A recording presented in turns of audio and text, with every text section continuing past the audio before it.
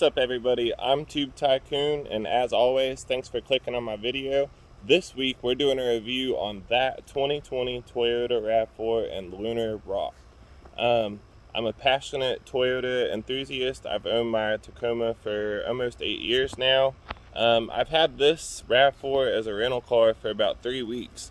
And so we're gonna go ahead and do a walk around, and then we're gonna jump inside, and I'm gonna tell you some of the things that I've liked about it so far and some of the things that I haven't liked about it so far. So y'all stay tuned, come on. Alright everybody, so here it is, the 2020 Toyota Rav4 and this gorgeous Lunar Rock color. I'm really digging it. It's like the perfect combination of that cement color with just a slight blue hue to it. And it really pops, it's nice. We got 17-inch aluminum alloy wheels with disc brakes all the way around. So this thing will stop you on a dime. I'll walk around to the back. The styling's pretty simple. It's not over the top. That's what I like about Toyota. They keep everything pretty simple. On the back here we have a functional wiper, and it also has an injector here for the windshield wiper fluid for when this back glass gets dirty. Go and open up the hatch, show you how much room's back here. You got this flap here that extends out in case you want to cover your belongings. And it's also removable. Back seats fold down. I fit an 8-foot board back here from Home Depot. So you got plenty of room if you need to haul things. Your spare tires in here. Hope you never have to use it, but it's there if you need it. Plenty of room back here for vacations and that kind of thing. Luggage. This thing has 206 horsepower and a 4-cylinder motor. I've gotten about 30 to 35 miles a gallon. At the pump, I think it takes about 12 gallons of gas. So with the gas prices right now, it's roughly close to $30. This thing has 206 horsepower.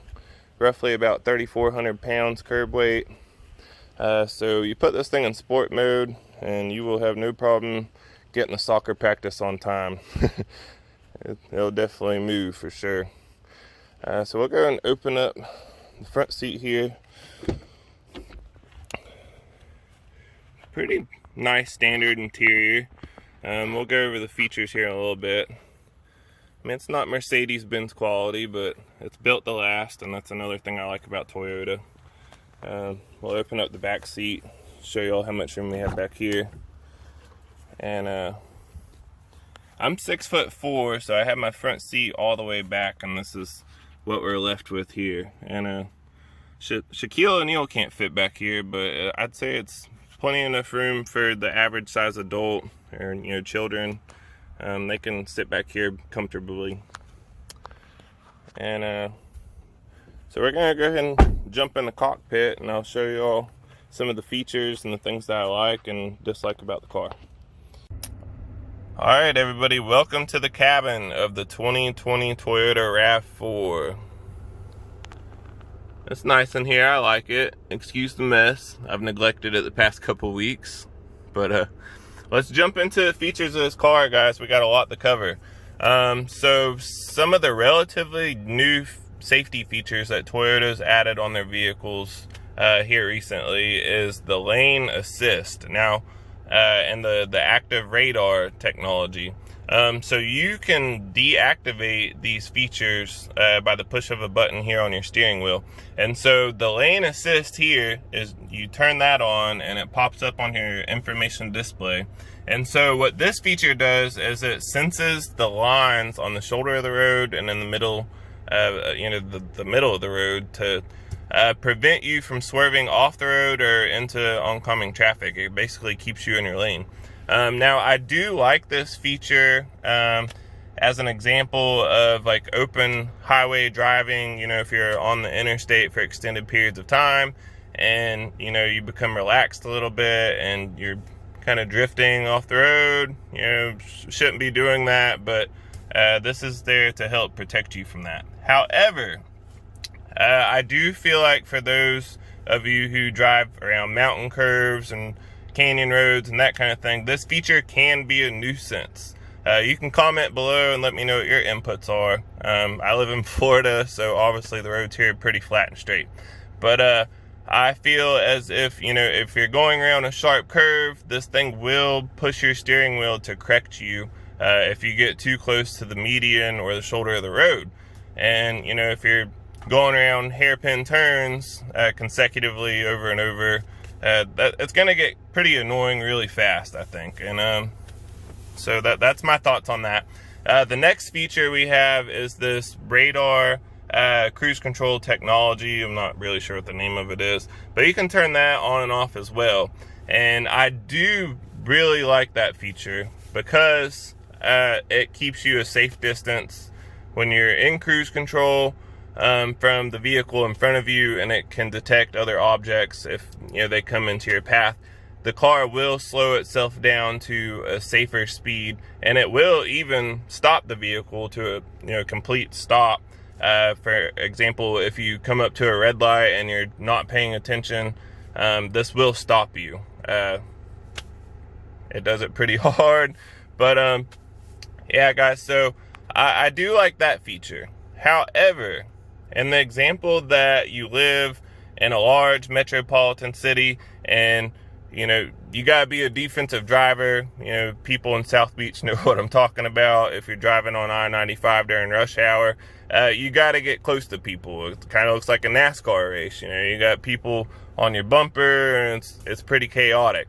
And so if you have this feature activated, it's gonna keep you, I would say, from the front of the car at least all the way to the end of that fence out there. I'm not exactly sure how far that is, but it's a pretty good distance.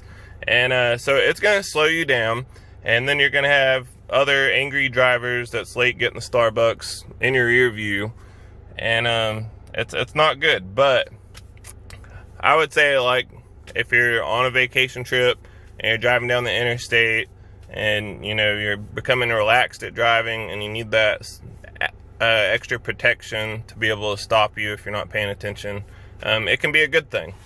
Okay, so the next feature that I really like is this automatic emergency brake feature. Anytime you put the vehicle in park, it automatically deploys the emergency brake. So that's helpful for those of you who live on hills, or if you have an animal in the car that might, bump the shifter or something like that. This will stay in park. Okay, so next feature, my sister really liked this one. The seat belt sensors, I guess, if you want to call it that. Say if you have 3 children in the back seat and one of them's not wearing their seatbelt, it will actually show you who does not have their seatbelt buckled up back there. So there's no finger pointing going on. So for those of you that need a family car, this thing's pretty legit. So let's move on to the climate control. I like this feature because it's dual climate zone. I think that's relatively new for Toyota. I know I don't have it in my Tacoma. So if the wife likes it really hot and the husband wants it freezing cold, you can do that, or you can sync them and have them at the same temperature, or you can set it on auto. So, as soon as you start the car up, it automatically sets it to that temperature for you. I really like that. The infotainment system, I'm not too familiar with that, but I want to point out a very, I think it's a smart observation on my behalf. I'm sure some other people probably thought of this also, but a lot of people don't like how these radios protrude from the dash like this. Okay, and I don't either. I think it kind of stands out and it's a little ugly. I think it'd look a lot better if it was, plush with the dash. However, if you know anything common sense, this dash gets really hot, and we all know that UV rays can damage things really fast if you leave them outside. So with that being said, if this radio was plush with the dash, the UV rays would consistently just be beating down on this LCD screen for your infotainment system, and give it a few years and you're going to be needing a new radio. And I thought of this whenever my radio and my 2013 Tacoma started going out, because the UV rays are just pounding on the screen all the time. And $700, guys, for my touchscreen radio in my 2013 Tacoma. So I'd really hate to see what, you know, the better quality touchscreens cost if they didn't take these preventative measures on propping the radio up like this. So that's a good move on their part, to keep the radio out of the sun. We do have push button and start and stop. I like that. The transponder thing, it's a lot nicer than having to fumble around and stick your key in there. So another safety feature, guys, that I've noticed about the RAV4 is if you have the cruise control activated and you're driving in the rain and the tires, you know, you hit a water hole in the road and it just slightly breaks traction for that split second. I'm not sure if everybody knows what I'm talking about, but it's kind of like you hydroplane, but you didn't like lose control and, you know, go off the road and something bad happened. However, when this vehicle senses that you hit that water puddle and the car kind of just loses grip for a split second, it will deactivate the cruise control. So it knows to, you know, hey, shut this thing off, let the car coast down. I don't want to continue driving at this unsafe speed in these weather conditions.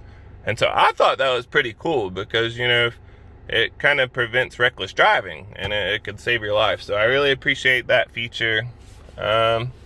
Okay, guys, and a couple more safety features we're going to go over that's new compared to some of the older vehicles. If you're still driving one, I enjoyed not having a payment, but some of you might need a newer and safer vehicle. So what we have here up top is your SOS button. You can flip this down and push that and it automatically calls for help. So I like how that's easily accessible up there, and they also cover it up for, you know, child-proof, kind of, sort of. And another standard safety feature, it's coming on most cars nowadays, is a backup camera. Toyota keeps it pretty basic. I feel like they could probably do a little bit more when it comes to their backup camera as far as these navigational lines. You know, if maybe if they gave like some projection as you turn the wheel, you know, to assist those of us that can't really back a car in. That would be great, but it is a good feature to have to let you know if anything's back there. Blindside monitoring, that's pretty cool. It's pretty standard on most cars nowadays, but it is on this 2020 RAV4, and that'll prevent you, well, it'll alert you if you have a car in your blind spot back here, so you know you won't cut anybody off and cause an accident or just really rudely anger someone for the day. But all right, everybody, so that pretty much wraps up everything I have to show you about the 2020 RAV4. I would say if you're out shopping for a new car, I encourage you to give the RAV4 some consideration. It's been a wonderful experience for me to drive this thing for the past few weeks.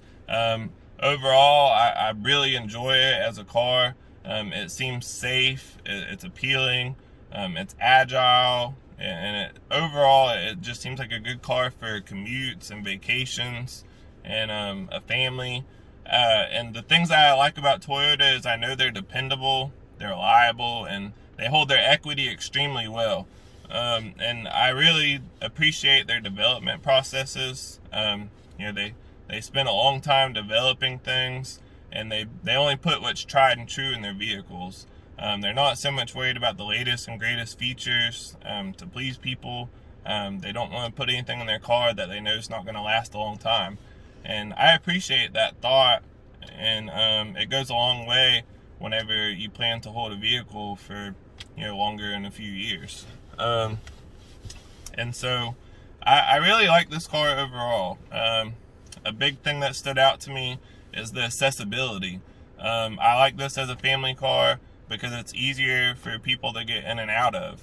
It has a little bit more ground clearance than like a normal sedan, so you have confidence if you have to drive down like a more rugged terrain road.